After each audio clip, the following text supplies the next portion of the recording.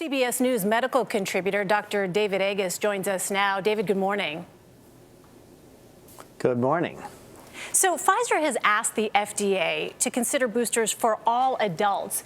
Based on the available data, is that warranted? I think no question about it. Unfortunately, immunity wanes every month you get the vaccine. So by the time you're at 6 months, you're almost at half the immunity that you were when you were at your peak.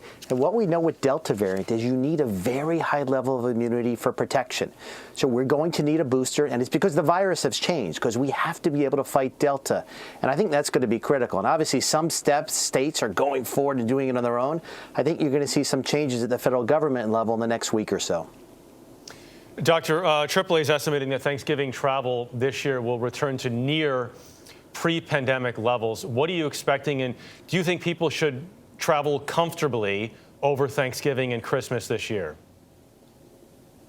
I expect traffic jams. No, seriously, I think that we are getting a little bit of COVID fatigue.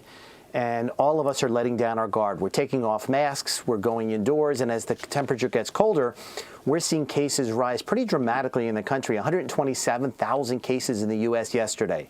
So certainly getting together for the holidays is something we all enjoy and have to do, and we will do, but we have to do it safely, which means as much as possible, get the kids vaccinated, do testing, home antigen testing before a gathering if people are at high risk or if people aren't vaccinated. I think is going to be mandated or should be mandated across the country. And we can all do it, and we should do it. Be safe for the holidays. And Dr. Agus, you talk about kids. We know that Pfizer 2 weeks ago got the FDA approval for their vaccine for ages 5 to 11. Now we're waiting for Moderna. What's the latest with that, and why do you think it's taking so long? Well, Pfizer did their trials alone. Moderna is doing it, but in a different way. And what they've seen is a little bit more of the heart infection in children. And so the FDA said, we need some more data. We have to review it probably through January.